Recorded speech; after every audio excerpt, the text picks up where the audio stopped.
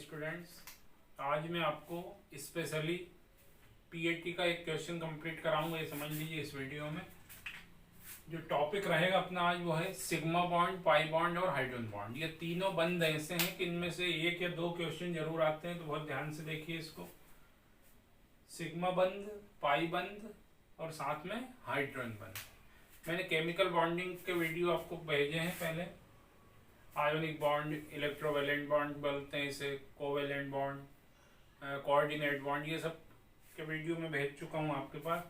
ये एक स्पेशल मैं 15-20 मिनट का वीडियो आपको बना के भेज रहा हूँ। इसमें तीनों बॉन्ड को आपको क्लियर करना। सबसे पहले एक क्वेश्चन में आपको दे रहा हूँ C2CN का होल 4।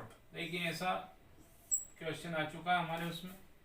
इसमें आपसे पूछे थे कितने सिग्मा बंद हैं और कितने इसमें पाई बंद हैं। ऐसा एक क्वेश्चन पीएटी में पूछ चुके हैं, तो आपको थोड़ा सा इसे फोकस करना है कि बंद सिग्मा बॉन्ड को कैलकुलेट कैसे करें, कैसे काउंट करें और टोटल करके हम फिर बताएं। तो उसके लिए मैं आपको एक ट्रिक सिखाऊंगा इस वीडियो में। सिग्मा बॉन्ड निकालने का सबसे अच्छा जो आसान तरीका है वो कौन सा है? फार्मूला याद रखना, सिग्मा बंद इक्वल्स टू कर देंगे यहाँ पर परमाणुओं की संख्या।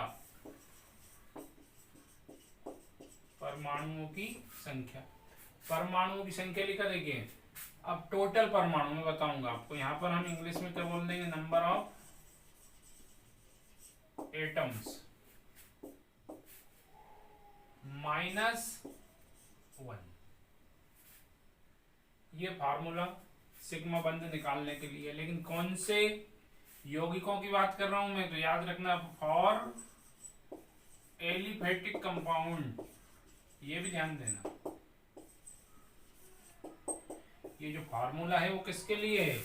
एलिफेटिक यौगिकों के लिए। टोटल परमाणु कितने हैं ये देख लेंगे हम, उसमें से आपको एक कम करना है, तो क्या निकल जाएंगे? सिग्मा बंद।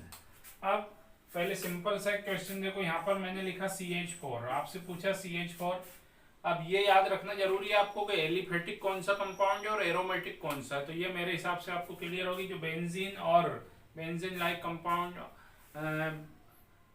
For example phenol, benzaldehyde, aniline, ये सब क्या है? एरोमेटिक, जिनमें बेंजीन रिंग बनी हो, ऐसे याद रख लेना, है ना। और एलिफेटिक कौन से हैं? ये एलिफेटिक सब दिख रहा है आपको, methane, ethane, propane, butane, acetic acid, formic acid, ये सब एलिफेटिक। तो एलिफेटिक के लिए मैंने आपको फार्मूला क्या बताया? Number of total atoms, total और लिख सकते हैं कुल परमाणुओं की संख्या। नंबर ऑफ टोटल एटम कितने हैं यहाँ पर देखिए आप, पहले मैं इसमें बता रहा हूं, तो 4 और 1 5, कुल परमाणुओं की संख्या हो गई 5। अब 5 में से आपको क्या करना? -1, एक को कम कर देना। तो कितने सिग्मा बंद होंगे? 4। तो सिग्मा बंद निकालना कितना? आप देखिए ये कंपाउंड कितना बड़ा हमसे पूछा था, पर कुछ भी नहीं है। आप टोटल परमाणु इसमें काउंट कर लो। टोटल एटम कितने हैं? 2 तो कार्बन है इधर, और CN का होल 4 है, मतलब नाइट्रोजन भी 4 है और कार्बन भी 4 है। तो कुल कितने हो गए? टोटल एटम 10 -1, तो 9 क्या हो जाएंगे? Sigma bond. देखिए बगैर कहे ही अपन ने इसको निकाल दिया। आगे देखें, और एसिटिक एसिड में कितने सिग्मा बंद होंगे? तो एसिटिक एसिड का फार्मूला आपको पता होना चाहिए, CH3COOH। अब इसमें सिग्मा बंद आप निकाल सकते हैं, बस परमाणु को काउंट कर लो कितने एटम है। 3 + 1 4 5 6 7 8, 8 परमाणु है। लेकिन फार्मूला वही रहेगा, 8 - 1, मतलब सिग्मा कितने हो गए? 7। अगर आपको ये चेक करना हो तो ओपन करके चेक कर सकते हैं हम। देखिए CH3COOH हमारा जो फॉर्मूला, उसमें इसमें कितने, आंसर क्या है? 7 सिग्मा बॉन्ड। अब काउंट कर लो।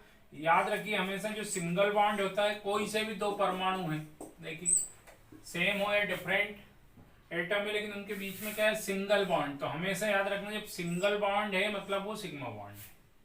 सिंगल बॉन्ड मतलब सिग्मा। ये सिग्मा, ये सिग्मा, ये सिग्मा, ये सिग्मा, ये भी सिग्मा और ये भी सिग्मा।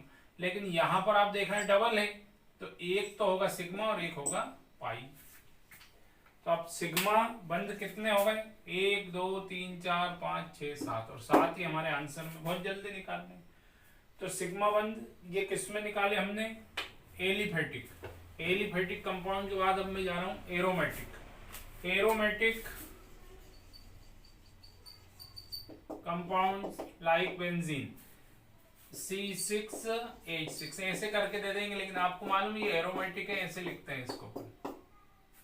लेकिन वहां पर जरूरी नहीं ऐसे लिखते, आपसे पूछा इसमें कितने सिग्मा कितने पाई, तो इसके लिए फिर फार्मूला दूसरा बनेगा। देखिए क्या फार्मूला है, कुल परमाणुओं की संख्या, उसमें क्या बोला था मैंने, -1, सिग्मा बंद बराबर कुल परमाणुओं की संख्या, बस खत्म। इसमें माइनस माइनस नहीं करना, लेकिन ये किसकी बात कर रहा हूं मैं, only aromatic compound. Total number of atoms, अब बताइए इसमें कितने परमाणु दिख रहे हैं बेंजीन में आपको, तो आप कहेंगे 6 तो कार्बन है और 6 हाइड्रोजन है, तो सिग्मा बॉन्ड भी कितने होंगे, 12। चेक कैसे, तो ये किसके लिए फार्मूला, एरोमेटिक। कुल परमाणु होते हैं वही सिग्मा बंद होते हैं एरोमेटिक में। एलिफेटिक में जितने परमाणु होते हैं उसमें से अगर एक कम कर दें तो निकल जाएंगे सिग्मा बंद। अब बेंजीन को मैं स्टाइल से लिख रहा हूं, देखिए ये बेंजीन बना लिया, हर कोने पर आपको क्या दिखाई दे रहा, C, और C से क्या अटैच कर रखा मैंने, H। मैंने आपको सिग्मा बंद निकालने का तरीका बताया, फार्मूले से तो डायरेक्ट आपने अपने टाइम कम लगा, 12 सिग्मा बंद है, लेकिन कैसे, 1 2 3 4 5 6 7 8 9 10 11 और 12। फिर पाई कितने होंगे, पाई कैसे निकालते हैं, अब पाई की समझ से तो याद रखना, जो डबल बॉन्ड है ट्रिपल है, ये देखिए जो डबल बॉन्ड है मतलब एक तो सिग्मा होगा और एक पाई। तो बेंजीन में कितने सिग्मा है, 12 सिग्मा, और पाई कितने हुए, 3 पाई। पाई के लिए ऐसा अभी तक कोई स्पेशल फार्मूला नहीं है, लेकिन अगर हमें स्ट्रक्चर फार्मूला पता है तो हम पाई को निकाल सकते हैं। देखिए C2CN का होल 4 ऐसा दिया था हमें, तो मैं क्या करूंगा, C2 से अटैच है CN4, तो पहले C लिखूंगा देखिए, और दोनों तरफ क्या लिख दिया मैंने, CN को भी मैं स्टाइल में लिख रहा हूं, देखिए ओपन करके। जब तक आपको इसकी वैलेंसी मालूम नहीं होगी, संयोजकता याद नहीं होगी, तब तक फिर समस्या आएगी निकालने। ये देखो आप यहाँ कोई गड़बड़ लग रही, मैंने वैलेंसी याद करने की आपको एक ट्रिक बताई थी कि आपको कौन कौन सी वैलेंसी याद रखना, तो मैंने ये ट्रिक बताई थी कि होन्सी, और इसमें गाना गा के बताया था 1 2 3 4। मतलब ये हुआ हाइड्रोजन की संयोजकता कितनी हो गई, 1, ऑक्सीजन की 2, नाइट्रोजन की 3 और कार्बन की 4। तो कौन कौन सी वैलेंसी या संयोजकता याद रखेंगे आप, तो याद रखिए होन्सी, और इसमें 1 2 3 4। अब यहाँ ऐसा क्यों बोल रहा हूं मैं, देखिए नाइट्रोजन की वैलेंसी कितनी बोल रहा है हमसे, ये 3, तो 1 2 3 3 बंद लगा दी। कार्बन की कितनी बोल रहा है, 4, तो मैंने 3 तो इधर और एक इधर, 4 बंद लगा दी। तो आपको भी ये बात समझ में आ गई, लेकिन ये कार्बन गुस्से में है दोनों, क्योंकि इनकी संयोजकता कहाँ हुई, 4। तो आप क्या करेंगे, बीच में डबल बॉन्ड लगा दो। अब हमसे बोला इसमें कितने सिग्मा होंगे और कितने पाई होंगे, तो सिग्मा की मैंने एक ट्रिक बता दी थी आपको कि इसमें 9 सिग्मा थे, क्योंकि टोटल परमाणु है 10 और एलिफेटिक यौगिक है, इसलिए 10 में से एक कम करेंगे तो 9 सिग्मा। लेकिन निकाल भी हम सकते हैं, मैंने अभी 1 2 सिग्मा है मतलब सिंगल है, सिंगल है मतलब सिग्मा है, 4 हो गए, 5 6 7 8 और 9 तो हो गए सिग्मा। अब पाई कितने होंगे, अगर किसी के बीच में 3 बंद है तो सिग्मा तो एक ही होगा और 2 क्या हो जाएंगे पाई। 100 बंद है 100, तो एक सिग्मा होगा 99 पाई, ऐसे याद रख लो। अब देखिए पाई, तो ये ट्रिपल बॉन्ड है तो एक सिग्मा होगा 2 पाई, फिर ट्रिपल है तो एक सिग्मा 2 पाई, 1 पाई, ये 2 पाई। अब टोटल कितने पाई, तो आप देखेंगे 9, तो आंसर क्या हो जाएगा, 9 सिग्मा और 9 पाई। और मेरे को लगता है कि समझ में भी आई आपको थोड़ी थोड़ी ये बात। तो कब पाएंगे, कब आंसर दे पाएंगे आप ये, जब आपको स्ट्रक्चर फार्मूला याद होगा। तो सिग्मा पाई के लिए वैलेंसी याद रखना, और वैलेंसी कौन कौन सी, तो मैंने बताया उनसी। अदर एग्जांपल देखिए, सपोज करिए हमसे पूछ लिया बेंजल्डिहाइड C6H5CHO। बेंजल्डिहाइड में सिग्मा कितने हैं और पाई कितने हैं, क्वेश्चन पूछा। या कोई एक पूछ सकते हैं सिग्मा ही बताओ या फिर पाई बताओ।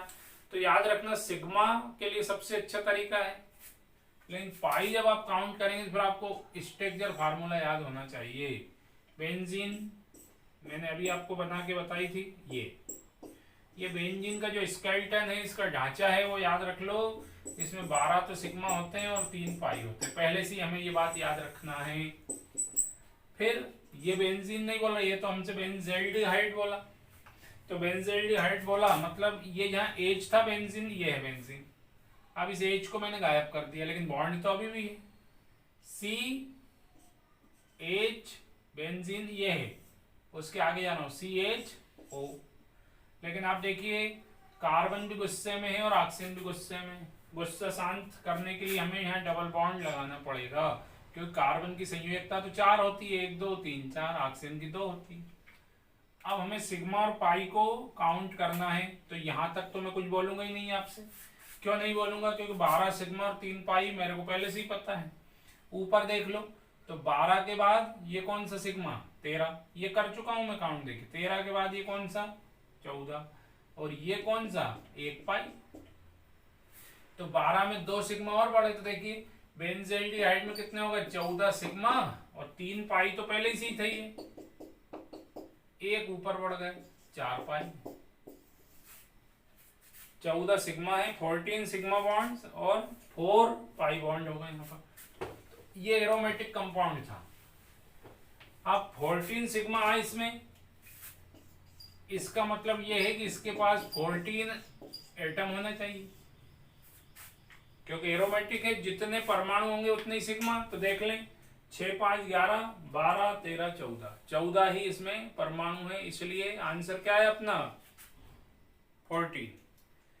तो ये कुछ एग्जाम्पल मैंने आपको दिए किसके, सिग्मा बॉन्ड और पाई बॉन्ड कैलकुलेट। अब सिंपल सा एक कंपाउंड ला रहा हूं CO2 में, देखिए कितने सिग्मा बंधे, इसका आंसर आप बहुत जल्दी दे देंगे। कितने हैं 2, परमाणु तो 3 है, फिर मैंने 2 क्यों लिखे, ये भी ध्यान रखना है कि CO2 is aliphatic. CO2 aromatic थोड़ी है कोई, CO2 क्या एलिफेटिक यौगिक में आएगा, खुली श्रृंखला वाला है। तो जितने, इसका फार्मूला अपन ने शुरू में क्या बनाया, जितने परमाणु हो उसमें से एक को कम करना पड़ेगा। तो CO2 में सिग्मा कितने हो गए 2, लेकिन हमसे सिग्मा नहीं पूछे, पाई पूछ ली। तो पाई कैसे बताएं, पाई के लिए फिर आपको ओपन करना पड़ेगा, स्ट्रक्चर बनाना पड़ेगा। C से कितने ऑक्सीजन जुड़े हैं 2, तो एक को आगे जोड़ दो, एक को पीछे जोड़ दो। लेकिन ना तो कार्बन खुश है ना ऑक्सीजन खुश है। खुश करने के लिए मेरे को इधर भी डबल बॉन्ड लगाना पड़ेगा और इधर भी। अब आपसे क्या पूछा कि इसमें सिग्मा बताओ और पाई बताओ, तो सिंगल है तो 2 तो सिग्मा हो गए, और डबल हुए तो 2 क्या हो गए पाई, 2 सिग्मा और 2 पाई। किसमें CO2, क्योंकि एलिफेटिक है।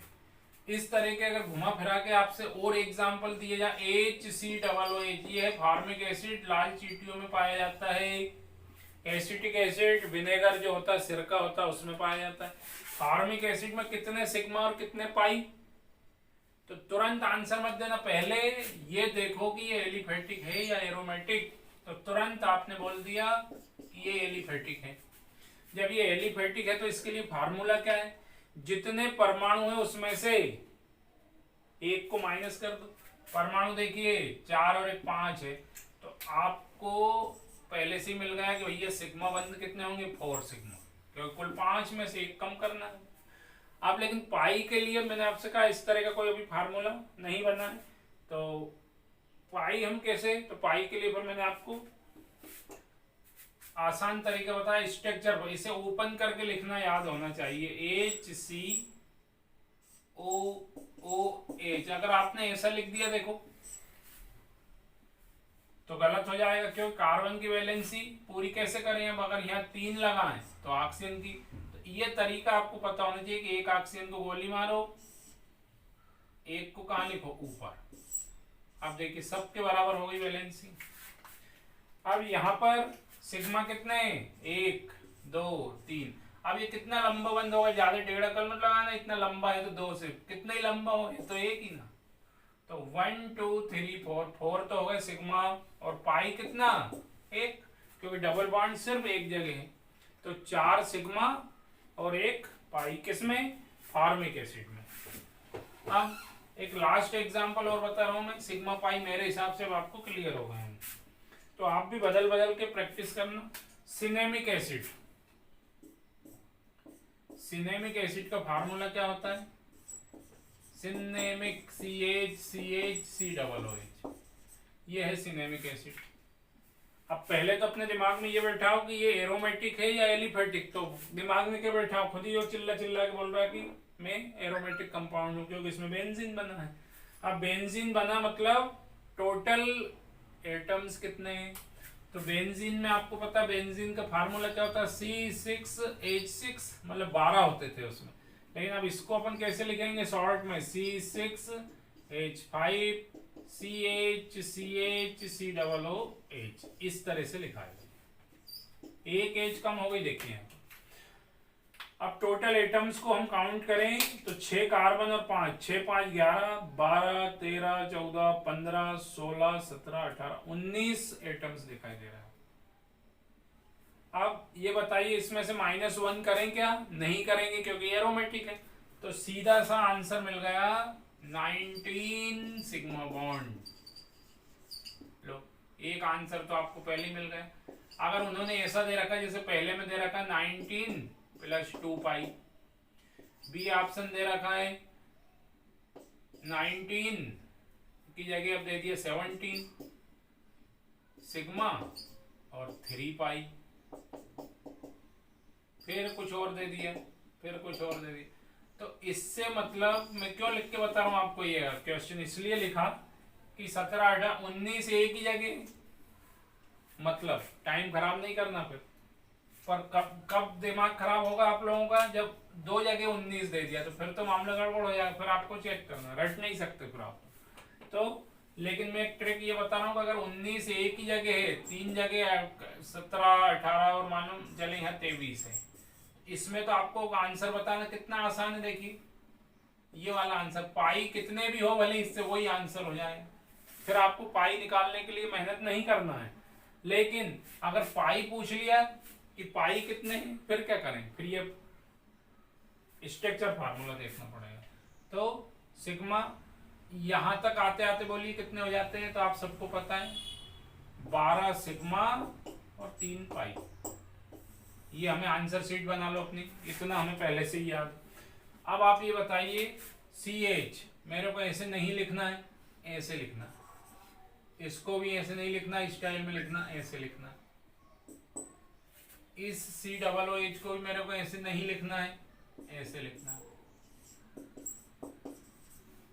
क्यों किया मैंने ऐसा, क्योंकि अब मैं काउंट करूंगा इनको, तो 12 सिग्मा तो मेरे पास पहले से ही थे, 12 सिग्मा पहले से ही थे। अब कितने हो गए, 13 14 15 16 17 18 19, आंसर 19 आ। अब पाई कितने, 3 तो पहले से ही थे, एक क्या पाई, एक ये पाई, तो 3 और 2 5, तो आंसर क्या जाएगा हमारा 19 सिग्मा और 5 पाई, ये आंसर होगा। तो सिग्मा पाई में थोड़ा सा प्रैक्टिस करिएगा क्योंकि इनमें से एक क्वेश्चन जरूर बनता है। अच्छा यहीं पर एक सिग्मा और पाई की बात और मैं सुना दूं आपको, difference between sigma and pi bond. तो सिग्मा बॉन्ड होते हैं वो याद रखना, जो सिग्मा बंद होते हैं वो स्ट्रॉन्ग होते हैं। वैसे ये ऐसे क्वेश्चन बनना मुश्किल रहता है पर फिर भी देख लो, सिग्मा बंद कैसे होते हैं, स्ट्रॉन्ग होते हैं, मजबूत होते हैं, और पाई होते हैं वो वीक होते हैं। तो ये प्रबल हो गया और यहाँ मैंने लिख दिया दुर्बल, पहला पॉइंट। दूसरा अगर हम देखें, जब अक्षीय अतिव्यापन होता है, कौन सा अतिव्यापन, अक्षीय, समझेगा ना, एक्सियल, जैसे ही एक्सियल ओवरलैपिंग, एक्सियल ओवरलैपिंग किसे कहते हैं, और ये कौन सी, साइड वाइज, पार्श्ववर्ती बोलते हैं इसको हिंदी में। फिर से ध्यान से सुनो, जब अक्षीय अतिव्यापन या एक्सियल ओवरलैपिंग होगा तो सिग्मा बॉन्ड का फॉर्मेशन होगा, और जब साइड वाइज या फिर पार्श्ववर्ती अतिव्यापन होता है तो पाई बंध बनता है। होता क्या एक्सियल और साइड वाइज, तो देखिए यहाँ पर ये हाइड्रोजन है, सपोज करिए ये प्लस ये हाइड्रोजन है एरोला, इसके पास भी एक इलेक्ट्रॉन है, इसके पास भी एक इलेक्ट्रॉन है, दोनों इलेक्ट्रॉनों ने क्या किया, शेयरिंग हो गई। देखिए शेयरिंग ऑफ सेम इलेक्ट्रॉन, ये इलेक्ट्रॉन और ये इलेक्ट्रॉन, ये न्यूक्लियस है। अब आप देखेंगे सेंटर में ओवरलैपिंग हो रही, देखिए ये बराबर अक्षीय अतिव्यापन बोलते हैं इसको। जब एक्सेस पर ओवरलैपिंग होती है तो उसको अक्षीय अतिव्यापन बोलते हैं। अब साइड वाइज किसे कहेंगे, तो साइड वाइज ऐसे ध्यान रखना है,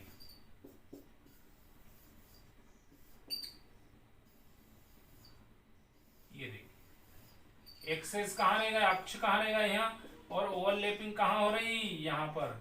तो ये इस तरह से पाई बॉन्डिंग होगी, और इस तरह से जब होती है तो उसको बोलते हैं सिग्मा बॉन्ड। तो जब अक्षीय अतिव्यापन होगा, जब सेंटर में हो रहा, बीचों बीच हो रहा, तो मजबूत होगा सिग्मा बॉन्ड। तो पाई बॉन्ड पार्शियल है, साइड वाइज है, इसलिए ये थोड़ा सा कमजोर होता है। तीसरी बात और याद रखना, अगर दो एटम्स हैं, कुल परमाणु है हमारे पास दो, तो दो परमाणुओं के बीच में केवल एक सिग्मा बंध बनेगा, हमेशा याद रखना ये बात। लेकिन पाई की क्या कहानी है, पाई दो परमाणु के बीच में एक से अधिक भी बन सकता है, देखिए दो पाई, लेकिन सिग्मा हमेशा कितना बनेगा, एक। चौथा पॉइंट अगर अपन देखें, सिग्मा बॉन्ड में क्या हो सकता है, फ्री रोटेशन, स्वतंत्र घूर्णन हो सकता है, पाई बंध में स्वतंत्र घूर्णन नहीं होगा। तो ये मैंने दोनों में आपको डिफरेंस भी बताया, क्योंकि जो ओवरलैपिंग जब आप पढ़ेंगे तो ओवरलैपिंग वाले टॉपिक में अगर हम देखेंगे तो ओवरलैपिंग पहली होती है एसएस ओवरलैपिंग, दूसरी होती है एसपी, तीसरी होती है पीपी। पीपी में भी फिर दो होती है, एक एक्सियल मीन्स अक्षीय और साइड वाइज मीन्स पार्श्ववर्ती। तो मैं आपको अभी एक काम की बात बता दूं, बॉन्ड पढ़ रहे हैं, जब एस ओवरलैपिंग होगी, एस अतिव्यापन होगा तो कौन सा बंध बनेगा, सिग्मा। एसपी ओवरलैपिंग होगी, एसपी अतिव्यापन होगा, कौन सा बंध बनेगा, सिग्मा। पीपी ओवरलैपिंग होगी, लेकिन पीपी में एक्सियल, तो कौन सा बनेगा, सिग्मा। लेकिन जब पार्श्ववर्ती होता है तो पाई। इतनी सी बात ये याद रख लो। ओवरलैपिंग होती क्या है, टेंशन मत लो, हमने हाथ में ला ली एक दूसरे से, इस एटम ने इस एटम को कितना सा कवर किया, देखो तो इस एरिया को अपन ने क्या बोल दिया, ओवरलैप। जितनी ज्यादा ओवरलैपिंग होगी केमिकल बॉन्ड उतना ही क्या होगा, स्ट्रॉन्ग। ये हमें याद रखना। तो एक्सियल जो ओवरलैपिंग होती है वो स्ट्रॉन्ग होती है। अब मैंने आपको सिग्मा बॉन्ड और पाई बॉन्ड दोनों क्लियर करा है, लेकिन अब एक छोटा सा बॉन्ड बचा है जो ज्यादा परेशान करता है, वो है हाइड्रोजन बॉन्ड। इन तीनों में से मैं फिर से एक बार बोल रहा हूँ कि एक क्वेश्चन या दो क्वेश्चन जरूर आते हैं, तो आप इन्हें अच्छी तरह देखना। हाइड्रोजन बॉन्ड है क्या, मेरे पास एक पोलर मॉलिक्यूल, ये ध्रुवीय अणु है। क्यों बोल रहा हूं मैं पोलर, क्योंकि ए पर प्लस है और बी पर माइनस है। एक और मेरे पास इसी तरह का है पोलर मॉलिक्यूल,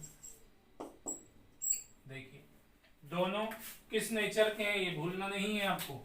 इसको भी मैंने क्या नाम रखा, पोलर मॉलिक्यूल, और ये भी है पोलर। इसको आप हिंदी में क्या बोलेंगे, ध्रुवीय अणु, और ये भी ध्रुवीय अणु। तो ये ध्रुवीय अणु है, इसका कौन सा नेगेटिव पार्ट, और ये ध्रुवीय अणु का कौन सा पॉजिटिव पार्ट। देखिए जब एक दूसरे से जुड़ेंगे तो कौन से बॉन्ड का फॉर्मेशन होगा, तो याद रखना हाइड्रोजन बॉन्ड। एक ध्रुवीय अणु का ऋणात्मक भाग दूसरे ध्रुवीय अणु के धनात्मक भाग से जिस आकर्षण से, फोर्स ऑफ अट्रैक्शन से अटैच होता है, जिस आकर्षण से जुड़ेगा, उसका नाम हमने क्या रख दिया, हाइड्रोजन बॉन्ड। लेकिन ये आपको मालूम है कमजोर होता है, वीक होता है, और इसको हम किससे शो करते हैं, डॉटेड लाइन। अब ये तो होगा हाइड्रोजन बॉन्ड, लेकिन फिर इसके भी अंदर में जाऊंगा, ये भी दो तरह से आप पढ़ेंगे। हाइड्रोजन बॉन्ड्स को भी हमने 2 क्लासेस में डिवाइड किया। फर्स्ट इसमें होती है इंटर मॉलिक्यूलर हाइड्रोजन बॉन्ड, और दूसरा होता है इंट्रा मॉलिक्यूलर हाइड्रोजन। अब देखिए वहां आपको समझ में नहीं आया कौन सा इंटर है कि इंटर, इसलिए इंग्लिश जरूर देखना। अंतरः हिंदी में क्या बोलते हैं, अंतरः अणुक हाइड्रोजन बंध और अंतः अणुक हाइड्रोजन बंध। पर हिंदी में ताकत लगाना पड़ रहा है, इसलिए आप इंग्लिश सरल है, इसमें इंग्लिश देख लेना। इंटर मॉलिक्यूलर या फिर इंट्रा मॉलिक्यूलर। इंटर और इंट्रा में क्या डिफरेंस है, कैसे याद रखें? 2 और मोर देन 2, बस इतना तो समझ लो। 2 और मोर देन 2 पोलर मॉलिक्यूल, 2 या 2 से अधिक ध्रुवीय अणु। देखिए कितने ध्रुवीय अणु दिख रहा है, जल के कितने मॉलिक्यूल्स दिख रहे हैं आपको? तो आप 3 नहीं बोलेंगे, हजारों दिख रहा है, क्योंकि मैंने एन लगा दिया। इसमें कौन सा बंध बनेगा? तो अब आप हाइड्रोजन बंध नहीं बोलेंगे, आपको क्या बोलना है? Inter molecular hydrogen bond. 2 या 2 से अधिक, देखिए यहां पर हो रहा है एसोसिएशन, संगुणन हो रहा है, ध्यान देना। और दूसरे की अगर मैं बात करूंगा तो उसका एग्जांपल भी देख लो। एक ही यौगिक के मध्य बन गया, देखो ये नेगेटिव पॉजिटिव पार्ट है और ये नेगेटिव।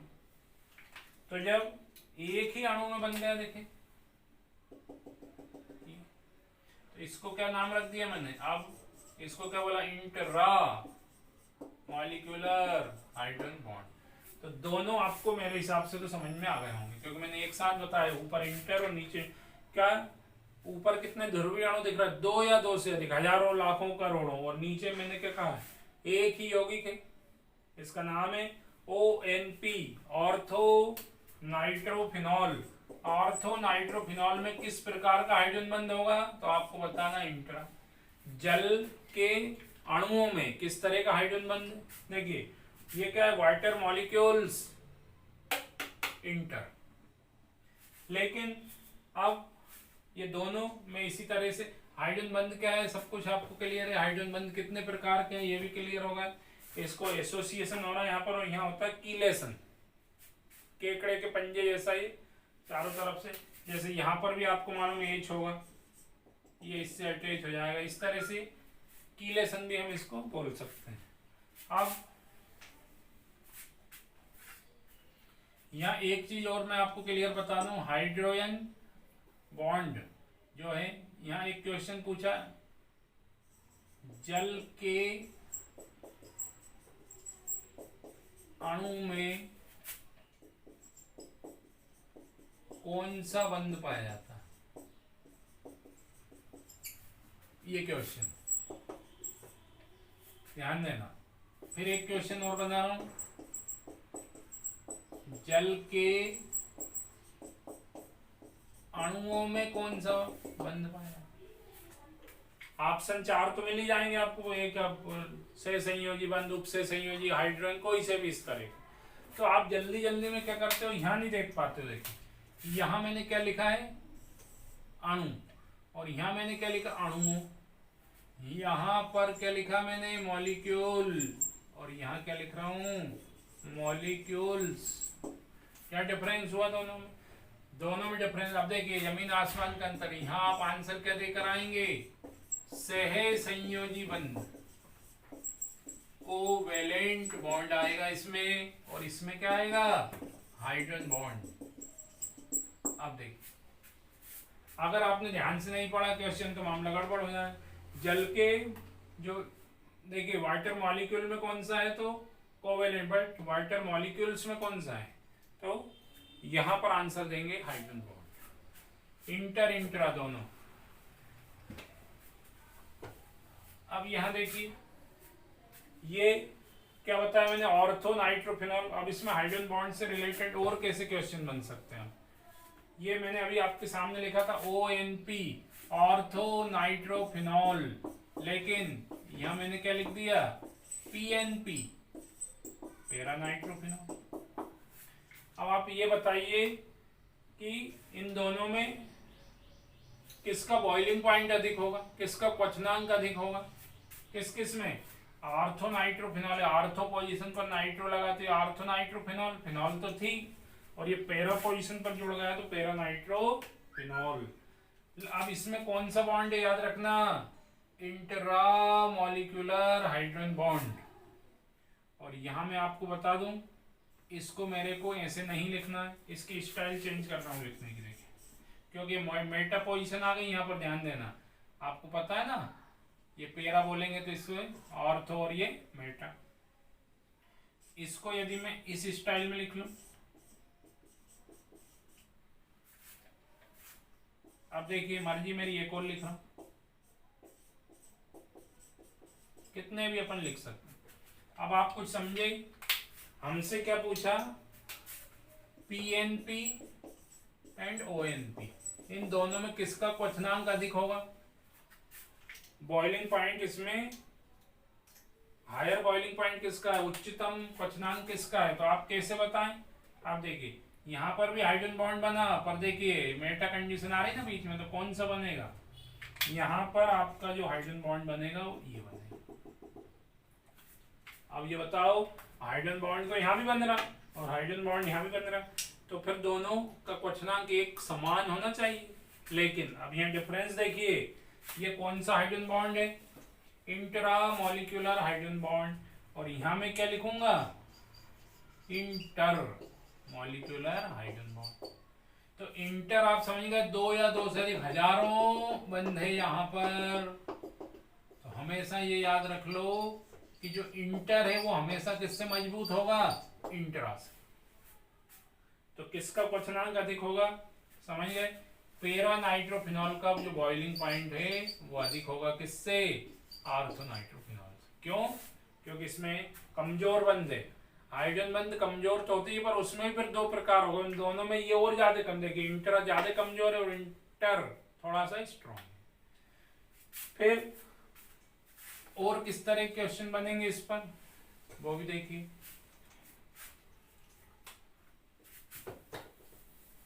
आपको मालूम है एल्कोहल, शराब बोलते हैं, शराब पानी में घुल जाती है, आपको पता है। ये शराब दे दी हमें यहाँ पर सिरका दे दिया, एसिटिक एसिड 2, तीसरा मेरे को यहाँ उन्होंने क्या दे रखा, मिथाइल अमाइन CH3NH2, और चौथा ऑप्शन मेरे को यहाँ दे रखा उन्होंने मीथेन।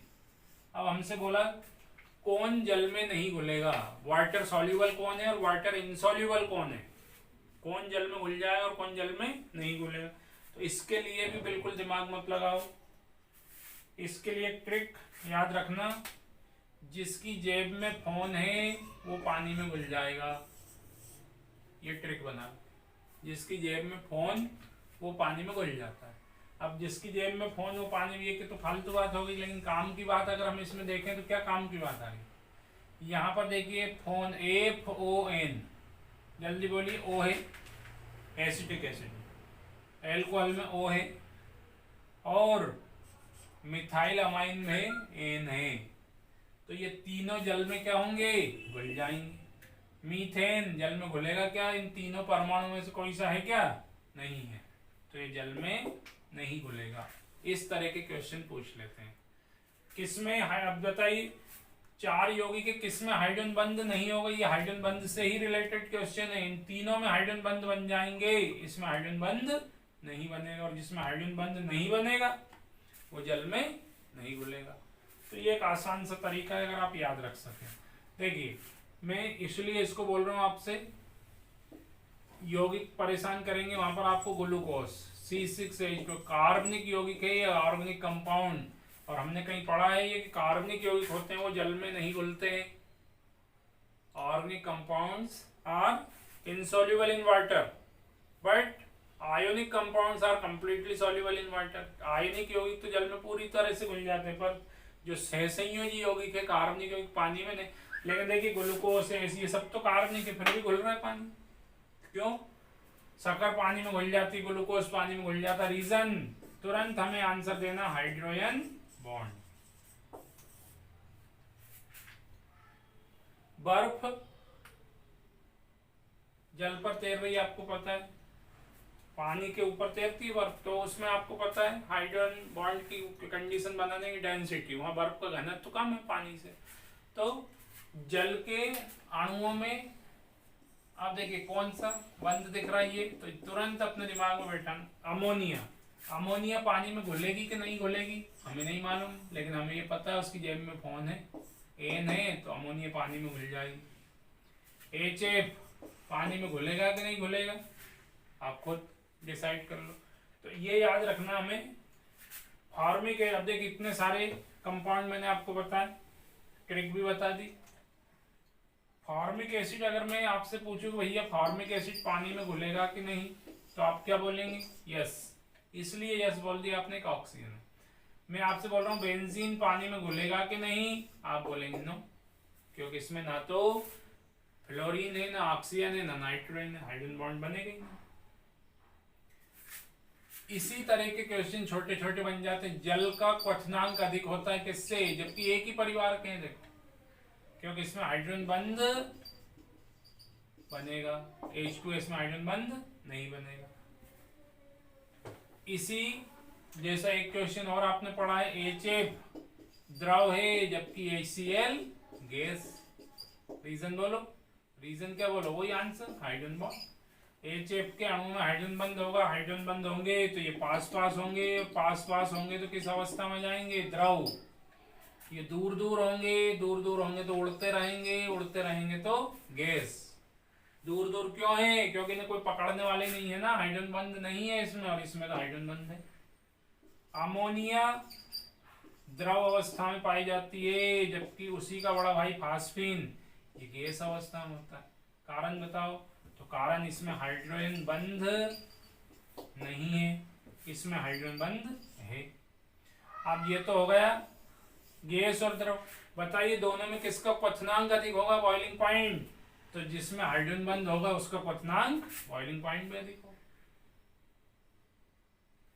कौन अधिक क्रियाशील होगा, तो क्रियाशीलता आप देखिए, बैठा है तो कम, ये उड़ उड़ के जा रही, गैस अधिक क्रियाशील है।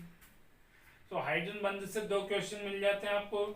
अगर द्रव है तो हाइड्रोजन बंध, और दूसरा क्वथनांक अधिक है तो उसी का होगा जो लिक्विड और गैस में, आपको वैसे ही पता ना, लिक्विड का बॉइलिंग पॉइंट ज्यादा होगा। तो मेरे हिसाब से हाइड्रोजन बॉन्ड भी आपको क्लियर हुआ होगा। तो वीडियो थोड़ा बड़ा हो जाएगा इसलिए मैं इसको यहीं रोक रहा हूँ।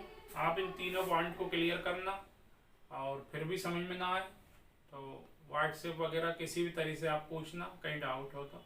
Thank you.